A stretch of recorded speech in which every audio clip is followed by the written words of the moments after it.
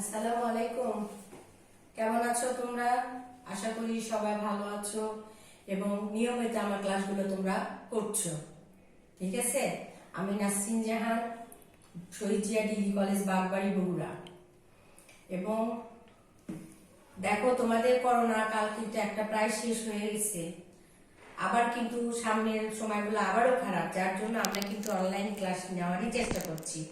এবং তোমরা জানো এবং দিয়েছো অলরেডি, কিন্তু তোমাদের অ্যাসাইনমেন্ট একদম ভালোভাবে পরীক্ষাগুলো হয়ে গেছে, কারণ তোমাদের হচ্ছে বোর্ড ফাইনাল পরীক্ষা, জেনারেল শাখার মতো না কিন্তু তোমাদের। তারপরে আবারও তোমরা জানো যে তোমাদের কিন্তু একটা সিলেবাস শর্ট করে দিয়েছে, সেটাও আশা করি তোমাদের হাতে পৌঁছে গেছে। এবং সেই শর্ট সিলেবাস অনুযায়ী কিন্তু তোমাদের ক্লাস প্রায় শেষের দিকে, এবং আমার বিশ্বাস তোমরা সবাই করেছে। এবং তোমাদের যে পরীক্ষা, আমরা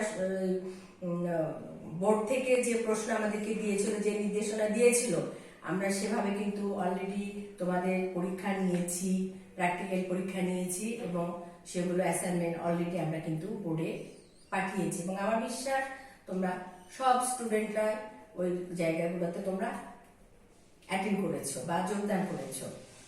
আজকে তোমাদের আমি মানব সম্পদ ব্যবস্থাপনা 1, ঠিক আছে, সেটা হচ্ছে প্রায় চতুর্থ অধ্যায়, মানে শর্ট সিলেবাস অনুযায়ী শেষ অধ্যায়ে আমি তোমাদের পড়াবো।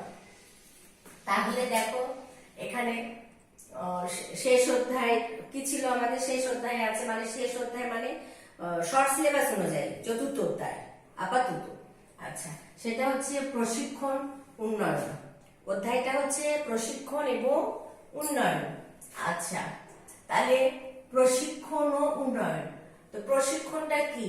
আমাদের প্রশিক্ষণটা হচ্ছে যখন আমরা কোনো প্রতিষ্ঠানে কর্মরত অবস্থায় সেই কাজগুলো আরো দক্ষ করার জন্য, যখন হাতে কলমে শেখার জন্য আর একটা প্রতিষ্ঠানে যে আমরা তোমার কি বলতে পারি যে কাজ করি, সেটাকে বলা হয়, মানে ওই আমরা যে ধরো যে যেটাতে আছি সেখান থেকে নিজেকে আরো দক্ষভাবে তৈরি করার জন্য হাতে কলমে আমাদের যে কাজগুলো করানো হয়, শেখানো হয়, দেখানো হয়, ওটাই হচ্ছে প্রশিক্ষণ।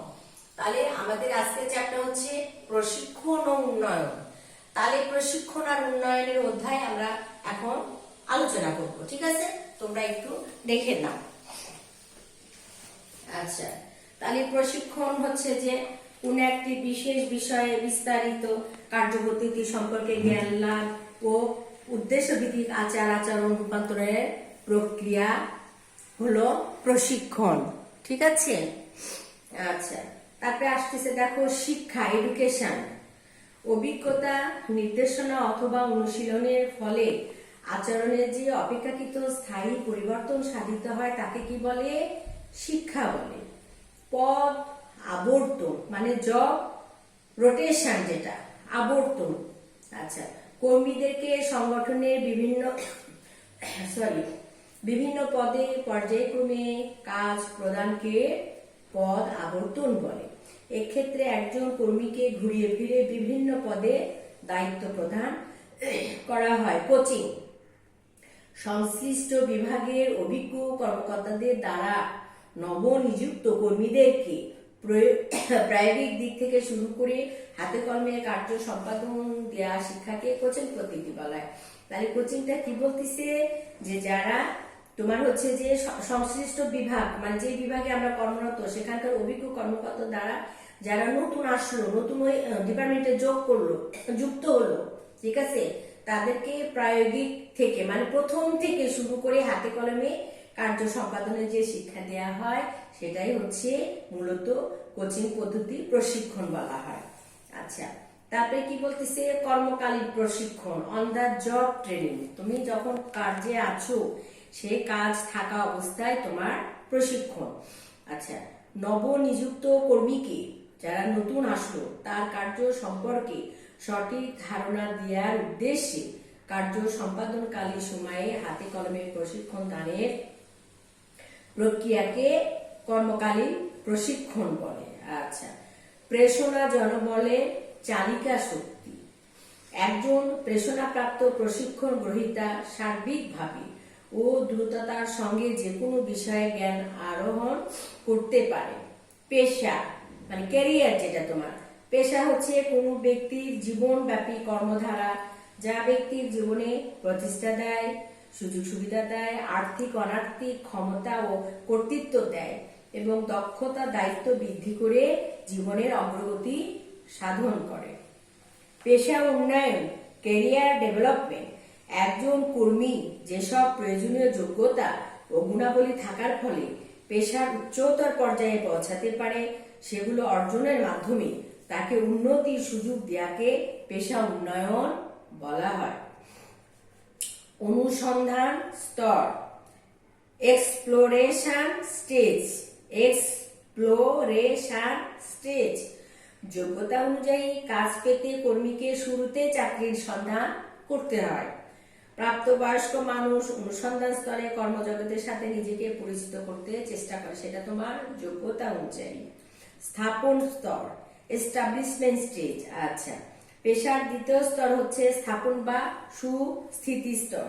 এই স্তরে অন্তর্ভুক্ত বিষয় হলো পেশা খোঁজা, প্রথম চাকরি প্রাপ্তি, সহকর্মী কর্তৃক ব্যক্তিকে গ্রহণ, কাজ শেখানো, বাস্তব জগতে সফলতা বা ব্যর্থতার স্বাদ অর্জন প্রভৃতি। আচ্ছা, তারপর আসতেছে পেশাগত পন্থা ক্যারিয়ার পথ। সাধারণতভাবে পেশাগত মান অর্জন করার জন্য যে ধারাবাহিক কাঠামো অনুসরণ করা হয় তাকে পেশাগত পন্থা বা ক্যারিয়ার পথ বলা হয়।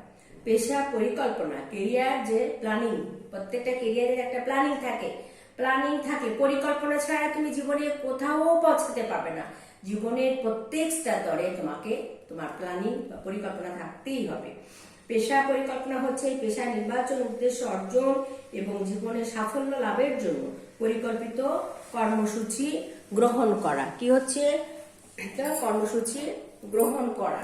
আচ্ছা, তাহলে এই প্রশিক্ষণ দেখো, প্রশিক্ষণটা কি আবার দুই ভাগে কিন্তু বিভক্ত। একটা হচ্ছে প্রশিক্ষণ পদ্ধতি দুই প্রকার, একটা হচ্ছে কার্যের অভ্যন্তরীণ প্রশিক্ষণ আর একটা দেখো কার্যের বাহিরে প্রশিক্ষণ। এই কার্যের বাহিরে প্রশিক্ষণ কিন্তু আবার দুই ভাগে ভাগ করা আছে। তাহলে কার্যের ভিতরে যে প্রশিক্ষণগুলো দেখো, কার্যের অভ্যন্তরীণ প্রশিক্ষণ হচ্ছে কাজের মধ্যে প্রশিক্ষণ, শিক্ষানবিশ প্রশিক্ষণ, কার্য নির্দেশনা প্রশিক্ষণ, পর্যবেক্ষণ পদ্ধতি, ফেস্টিভ্যাল প্রশিক্ষণ, পদাবর্তন প্রশিক্ষণ, কোচিং প্রশিক্ষণ, পর্যায়ক্রমিক বা গবেষণা পদ্ধতি, বার্ষিক পদোন্নতি, সহকারী হিসাবে নিয়োগ, কমিটি সদস্য পদ বা বহু পর্যায়ে ব্যবস্থাপনা পদ্ধতি।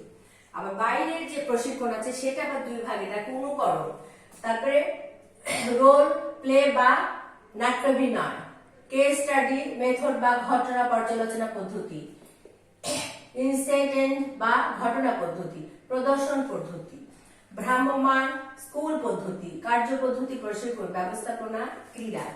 আর দেখো তথ্য প্রদান পদ্ধতি আরো কত বড়, আরম্ভ পদ্ধতি, লেকচার পদ্ধতি, গ্রুপ আলোচনা পদ্ধতি, ব্যাচ গ্রুপ পদ্ধতি, টিম টিচিং পদ্ধতি, project work group, panel method, brain storming পদ্ধতি, অধিবেশন পদ্ধতি, ফ্লাই স্কোয়াড্রন পদ্ধতি, অনুক্রমিক শিক্ষা, অনুভূতি প্রবণ প্রশিক্ষণ, সেমিনার ওয়ার্কশপ সম্মেলন, বিশ্ববিদ্যালয় কোর্স, শিক্ষা সফর, সমস্যা সমাধান, ট্রানজাকশন বিশ্লেষণ, শ্রবণ দর্শন পদ্ধতি, কম্পিউটার ও সিজি বস অংশগ্রহণ কর্মসূচি প্রদর্শন।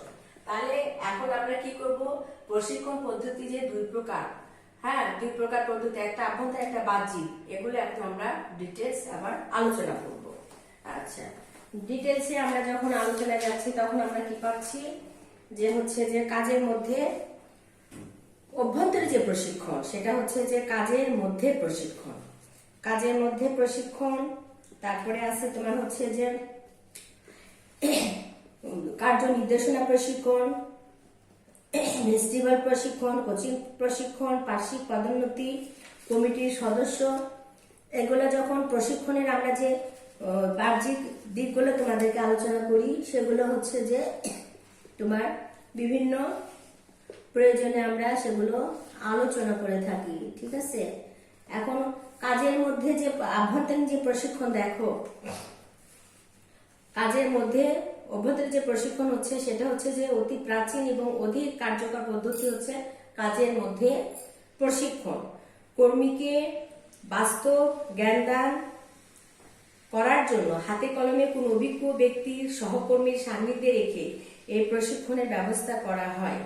কাজের শুরু থেকে কর্মীকে তার কাজে নিয়োজিত করা হয় এবং কাজ করতে করতে সে দক্ষতা অর্জন করে, কেননা বিষয় না বুঝলে সে তার তত্ত্বাবধায়কের বা দক্ষ সহকর্মীর সহযোগিতা গ্রহণ করে। আচ্ছা, শিক্ষানবিশ প্রশিক্ষণ মানে শিক্ষানবিশ প্রশিক্ষণ হচ্ছে কর্মীকে নির্দিষ্ট কাজে চূড়ান্তভাবে নিয়োগের আগে ওই কাজের বিভিন্ন অংশ হাতে কলমে শিক্ষা দিয়ে দক্ষ কর্মীতে রূপান্তর করা। শিক্ষানবিশ হিসাবে পূর্ণাঙ্গ শিক্ষণের পর তাকে নিয়মিত কাজে নিয়োগ করা। এক্ষেত্রে কর্মীকে সামান্য বেতন ভাতা প্রদান করা, তবে নিয়মিত কর্মী হিসাবে নিয়োগ পেলে তার বেতন ভাতা বৃদ্ধি পায়। এ পদ্ধতিতে একদল কৌশলী দক্ষ কর্মী তৈরি করা সম্ভব। পদ আবর্তন পদ্ধতি, ওই যে বললাম জব রোটেশন, যেটা পদ আবর্তন পদ্ধতি প্রশিক্ষণের এমন একটা পদ্ধতি যার মাধ্যমে কোনো কর্মী তার স্বকাজে দক্ষতা অর্জনের পর তাকে অন্য কাজে দক্ষতা অর্জনের জন্য বিভিন্ন সময়ে বিভিন্ন পদে পরিবর্তন করে জ্ঞান ও দক্ষতা বৃদ্ধির প্রচেষ্টা করে। নির্বাহী পর্যায়ের লোকদের জন্য এরূপ প্রশিক্ষণের ব্যবস্থা করা হয়।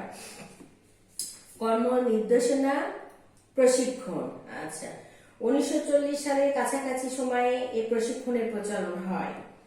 এই পদ্ধতিতে কোনো অভিজ্ঞ নির্বাহীর তত্ত্বাবধানে থেকে প্রশিক্ষণ নেওয়া হয় এবং উক্ত নির্বাহীর অধীনস্থ কর্মীদের কর্ম নির্দেশনা প্রদান সাপেক্ষে দক্ষতা অর্জন করা হয়। প্রশিক্ষণ বিভাগের মাধ্যমে প্রশিক্ষণ প্রদান। কোনো প্রতিষ্ঠানে নতুন কর্মীদের হাতে কলমে শিক্ষা দেওয়ার জন্য বিভিন্ন প্রতিষ্ঠান এ ধরনের প্রশিক্ষণ পদ্ধতি অবলম্বন করে। এ পদ্ধতির অধীনে কর্মীদের কারখানার অনুরূপ একটি স্থানে কৃত্রিম যন্ত্রপাতির সাহায্যে কার্যপদ্ধতিগুলো কি করা হয়, শিক্ষা দেওয়া হয়। আচ্ছা,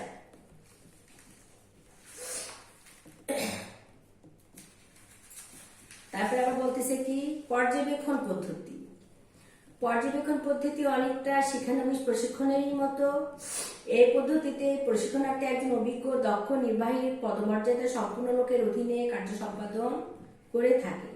প্রশিক্ষক কর্মীদের বিভিন্ন কার্যাবলীর সমস্যা সমাধানে নির্দেশনা প্রদান করে থাকে। অভিজ্ঞ নির্বাহীর নিকট থেকে তার কার্যক্রম দেখে সমস্যা মোকাবেলার কৌশল জেনে গ্রহীতা নিজেকে উপযুক্ত করে গড়ে তোলে। আচ্ছা, এই পদ্ধতি নির্বাহী উচ্চপদস্থ কর্মকর্তাদের প্রশিক্ষণের ক্ষেত্রে ব্যবহৃত। কোচিং পদ্ধতি নবনিযুক্ত কর্মীদের হাতে কলমে অভিজ্ঞ প্রশিক্ষণের অধীনে কার্য সম্পাদন শিক্ষা দেয়াকে কোচিং প্রশিক্ষণ পদ্ধতি বলে। আচ্ছা, পর্যায়ক্রমিক প্রশিক্ষণ বিভিন্ন শিক্ষা প্রতিষ্ঠানে ছাত্রছাত্রী তাত্ত্বিক কাজ জ্ঞান অর্জনের মাধ্যমে হাতে কলমে প্রশিক্ষণের জন্য বিভিন্ন শিল্প প্রতিষ্ঠান ব্যাংকে বিভিন্ন মেয়াদে কার্য সুযোগ সৃষ্টির মাধ্যমে যে প্রশিক্ষণ দেয় তাকে ইন্টার্নশিপ ট্রেনিং বলে। যখন ধরো ছেলে মেয়েরা ধরলে অনার্স বা ডিগ্রি লেভেল পাস করে তাদেরকে কাজে উপযুক্ত করার জন্য বিভিন্ন প্রতিষ্ঠান বা শিক্ষা প্রতিষ্ঠানে আবার কিন্তু ট্রেনিং দেওয়া হয়, সেটাকে ইন্টার্নশিপ বলা হয়। আচ্ছা, তারপরে কি বলতেছে কাজের বাইরে প্রশিক্ষণ। প্রতিষ্ঠানে কর্মীদের কাজের অভ্যন্তরে প্রশিক্ষণের পাশাপাশি বাইরে প্রশিক্ষণ দেওয়া সম্ভব, সেটা হচ্ছে রোল প্লে। কর্মীদের প্রশিক্ষণের ক্ষেত্রে ভূমিকা পালন অত্যন্ত গুরুত্বপূর্ণ একটা পদ্ধতি। এটি মূলত একটি নাট্যাভিনয় কৌশল। ভূমিকা অভিনয় করার আবার কয়েক প্রকার হয়ে থাকে। বহুকর্মী ভূমিকা অভিনয়, এ পদ্ধতিতে অভিনয়ের সকল প্রশিক্ষণার্থী বিভিন্ন দলে বিভক্ত হয়ে তারা এক দল অপর দলের সাথে বিভিন্ন ভূমিকায় অভিনয় করে এবং অভিনয় শেষে নিজেদের মূল্যায়ন করে থাকে। একক ভূমিকা অভিনয় সিঙ্গল রোল প্লে, একদল প্রশিক্ষণে অংশগ্রহণকারী নিজেরা অভিনয় করে এবং অপর দল অভিনয় পর্যবেক্ষণ শেষে মূল্যায়ন করে। ভূমিকা আবর্তন রোল রোটেশন, এই প্রশিক্ষণে একদল প্রথমে অভিনয় করে, পরে অভিনেতা পরিবর্তন করে একই চরিত্রে অন্য একজনকে দিয়ে অভিনয় করানো হয়। এভাবে কাজের ভুল ত্রুটি বের করে কর্মীদের প্রশিক্ষণ দেওয়া হয়। স্বতঃস্ফূর্ত ভূমিকা অভিনয়। আচ্ছা, এই জাতীয় ভূমিকা অভিনয়ে একজন প্রশিক্ষণার্থী নিজে নিজে অভিনয় করে। আচ্ছা, ঘটনা পর্যালোচনা কোনো প্রতিষ্ঠানের উচ্চ পর্যায়ের লোকদের ব্যবস্থাপনা সম্পর্কে যে কোনো গুরুত্বপূর্ণ সমস্যার সমাধানের জন্য এই প্রশিক্ষণের ব্যবস্থা গ্রহণ করা হয়। এক্ষেত্রে শ্রেণীকক্ষে কতগুলো বাস্তব ঘটনার সমস্যার সমাধানের জন্য এই প্রশিক্ষণের ব্যবস্থা গ্রহণ করা হয়। বক্তৃতা পদ্ধতি: একটি শ্রেণীকক্ষে বা প্রশিক্ষণ কেন্দ্রে বসিয়ে অভিজ্ঞতা সম্পন্ন লোক দিয়ে যে শিক্ষা বা ধারণা প্রদান করা হয় তাকে কি বলা হয়? বক্তৃতা পদ্ধতিতে প্রশিক্ষণ। এক্ষেত্রে প্রশিক্ষণ গ্রহীতাকে বক্তৃতা ও আলোচনা অংশগ্রহণের ঠিক আছে আলোচনা অংশগ্রহণের সুযোগ দেওয়া হয়। শ্রেণীকক্ষে বিভিন্ন উপাদান যেমন কম্পিউটার বোর্ড, মাল্টিমিডিয়া, প্রজেক্টর ইত্যাদি ব্যবহার করে বক্তৃতা উপস্থাপন করা হয়। তথ্য উপস্থাপন: আচ্ছা, এই পদ্ধতিতে কর্মীদের শিল্প প্রতিষ্ঠানে বিভিন্ন তথ্য সরবরাহ করে তথ্য সংশ্লিষ্ট জ্ঞান দান করা হয়। কার্য পদ্ধতি মেথড: কার্য সম্পাদনের মাধ্যমে যে প্রশিক্ষণ দেওয়া হয় তাকে কার্য পদ্ধতি বলে। কার্যকালীন কর্মীরা কোনো সমস্যার মুখোমুখি হলে অভিজ্ঞ কর্মী তাদের সহযোগিতা করে থাকে। হ্যাঁ, তাহলে এরপর আর একটা আসতেছে তোমার সেমিনার ওয়ার্কশপ পদ্ধতি, প্রদর্শন, ঘটনা পদ্ধতি। আশা করি আমি মোটামুটি আজকে যা পড়ালাম তোমাদেরকে এটা তোমরা দেখার চেষ্টা করবা, আবার আগামীতে দেখাবে ইনশাআল্লাহ। আল্লাহ হাফেজ।